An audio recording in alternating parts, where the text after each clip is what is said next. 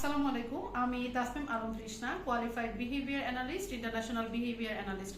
আমরা আজকে preference assessment কিভাবে করতে হয় সেটা নিয়ে একটু কথা বলবো, এবং আমরা আজকে পেয়ার চয়েস বা ফোর্স চয়েস কিভাবে অ্যাসেসমেন্ট করতে হয় সেটা নিয়ে আমরা একটু ডিটেলসে কথা বলবো। সাপোজ আমরা এখানে 6টা আইটেম নিয়েছি। 1 নম্বরে হচ্ছে পিয়ানো, 2 নম্বরে হচ্ছে স্পিনার, 3 নম্বরে হচ্ছে ফ্ল্যাশ কার্ড, 4 নম্বরে হচ্ছে শেকার, 5 নম্বরে পাজল এবং 6 নম্বরে আমাদের কাছে ওভাল শেপটা আছে। আমরা এখানে বাচ্চাকে সাধারণত দুটো করে আইটেম প্রেজেন্ট করব এবং বাচ্চা একটা করে চয়েস করবে, এবং সেখান থেকে আমরা রেটিং নিয়ে দেখব যে বাচ্চার কোন জিনিসটা সবচেয়ে বেশি পছন্দের, কোনটা মাঝারি পছন্দের, কোনটা কম পছন্দের। তো এভাবে করে আমরা যেটা বুঝতে পারি যে একটা বাচ্চার সম্ভাব্য রেইনফোর্সার কি, সেটা আমরা সাধারণত একটা ধারণা পেতে পারি। সো আমরা তাহলে স্টার্ট করছি।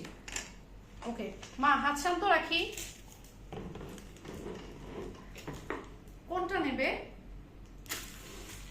ওকে,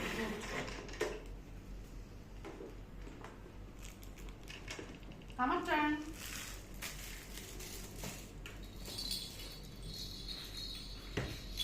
কোনটা নেবে? ওকে, নাইস।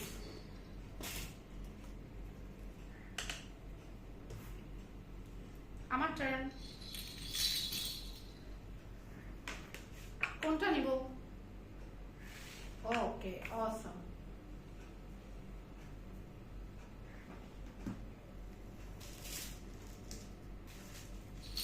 ওকে, আমার টার্ন। Thank you. কোনটা নেব? তুমি খেলো।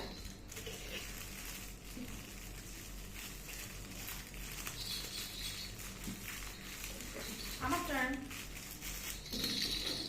আম্মু কোনটা নিবে? ওকে, নাইস। ওকে, আমার টার্ন।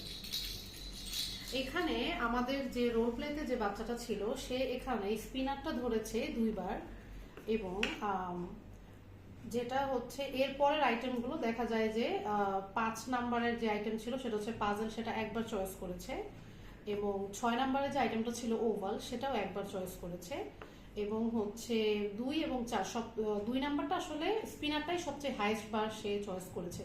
তো এখানে থেকে বোঝা যাচ্ছে যে স্পিনারটা যেহেতু সবচেয়ে বেশিবার পছন্দ করেছে, তার মানে এখানে তার সবচেয়ে বেশি পছন্দের জিনিস হচ্ছে স্পিনার। এবং এরপরে আমরা দেখবো যে এরপরে কোন নাম্বারটা ছিল। এখানে আসলে আমাদের রোল প্লেতে এরপরে ওরকম হাইয়েস্ট কোনটা ছিল না, সবগুলো একবার একবার করেছিল। তো আমরা এভাবে দেখবো যেই আইটেমটা সবচেয়ে বেশিবার সিলেক্ট করেছে সেটা হচ্ছে তার সবচেয়ে বেশি পছন্দের রেইনফোর্সার হতে পারে, এবং এরপরের মিডিয়াম রেঞ্জের হতে পারে রেইনফোর্সার, এবং সবচেয়ে যেটা কম ধরেছে সেটা হতে পারে সবচেয়ে কম পছন্দের রেইনফোর্সার।